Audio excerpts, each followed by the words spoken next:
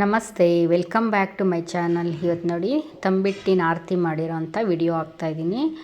ಈ ಆರತಿಗಳಂತೂ ತುಂಬ ಡಿಫ್ರೆಂಟಾಗಿ ಮಾಡ್ತಾರೆ. ಒಬ್ಬೊಬ್ಬರು ಒಂದೊಂದು ಥರ ಅಲಂಕಾರ ಮಾಡ್ತಾರೆ. ಇದಂತೂ ನೋಡೋಕ್ಕೆ ಕಣ್ಣಿಗೆ ಹಬ್ಬ ಅಂತ ಹೇಳ್ಬೋದು. ಇದು ಊರಲ್ಲಿ ಎಲ್ಲರೂ ಸೇರ್ಕೊಂಡು ಮಾಡೋದ್ರಿಂದ ತುಂಬ ಖುಷಿ ಕೂಡ ಇರುತ್ತೆ. ಇಲ್ಲಿ ಊರು ಹಬ್ಬ ಆಗಿರೋದ್ರಿಂದ ಸೋಮವಾರ ಆಂಜನೇಯ ಸ್ವಾಮಿಗೆ ಬೆಲ್ಲದ ಆರತಿಗಳಿರುತ್ತೆ. ಮತ್ತು ಮಂಗಳವಾರ ಬಂದ್ಬಿಟ್ಟು ಅಮ್ಮನವರಿಗೆ ತಂಬಿಟ್ಟಿನ ಆರತಿಗಳಿರ್ತವೆ.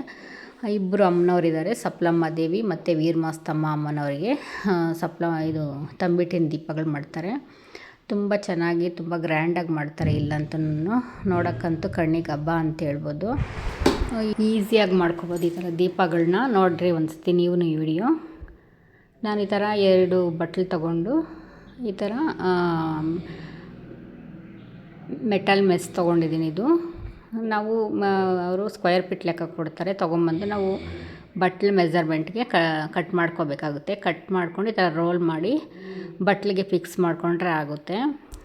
ಇದಕ್ಕಂತೂ ಹೂವನೂ ಹಂಗೇನೂ ಕಟ್ಬಿಟ್ಟು ಕಟ್ಕೊಬೋದು. ಮತ್ತು ಇಲ್ಲದ್ರೆ ದಬ್ಬೆಗಳಿಗೇನು ಕಟ್ಬಿಟ್ಟು ಅದಕ್ಕೆ ಫಿಕ್ಸ್ ಮಾಡ್ಕೊಬೋದು. ನಾವು ಕೋಣಿಸ್ಬಿಟ್ಟು ಮಲ್ಲಿಗೆ ಹೂವು ಹಾರ ಒಂದು ಮತ್ತು ಪನ್ನೀರ್ ಸೊಪ್ಪಿನ ದಾರ ದೀಪ 2 ಮಾಡಿದ್ದೀವಿ.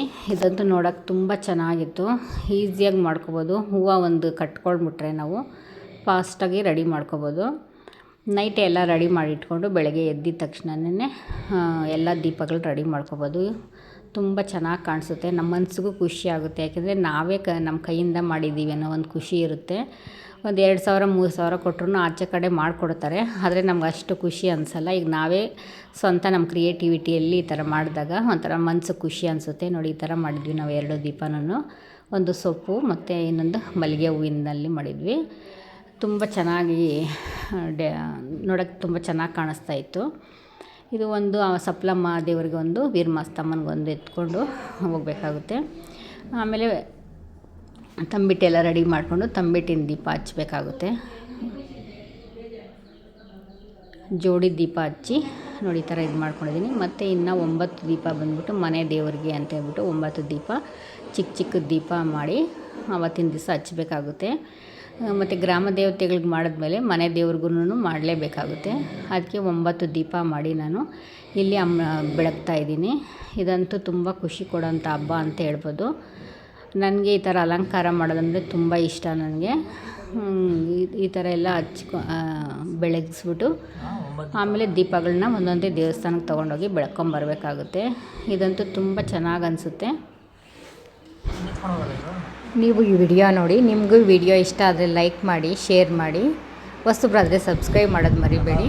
ನೋಡಿ ಈ ಥರ ಎಲ್ಲ ಬೆಳಗ್ಗೆ ಎಲ್ಲ ಆದಮೇಲೆ ತಮಟೆ ಅವರು ಬರ್ತಾರೆ ಮನೆ ಮುಂದೆನೇ. ಆಮೇಲೆ ಒಂದೊಂದು ದೀಪನೇ ತಗೊಂಡೋಗ್ಬೇಕಾಗುತ್ತೆ. ಆ ತಮಟೆ ಸೌಂಡ್ ಅಂತೂ ತುಂಬ ಚೆನ್ನಾಗಿ ಅನಿಸುತ್ತೆ. ನೋಡಿ ಎಲ್ಲ ದೀಪಗಳಿಗೂ ಮನೇಲಿ ಒಂದು ಸತಿ ನಾವು ಈ ಥರ ಪೂಜೆ ಮಾಡಬೇಕಾಗುತ್ತೆ. ಪೂಜೆ ಮಾಡಿಬಿಟ್ಟು ಆಚೆ ತೊಗೊಂಡೋಗ್ಬೇಕಾಗುತ್ತೆ. ದೀಪಗಳಿಗೆ ಮಾಡಿ ತಿರ್ಗಾ ಮನೇಲಿರೋಂಥ ಫೋಟೋಗೆಲ್ಲನೂ ಈ ಥರ ಅಲಂಕಾರ ಮಾಡಿ ಪೂಜೆ ಮಾಡಿಬಿಟ್ಟು ದೀಪ ತಗೊಂಡೋಗ್ಬೇಕಾಗುತ್ತೆ.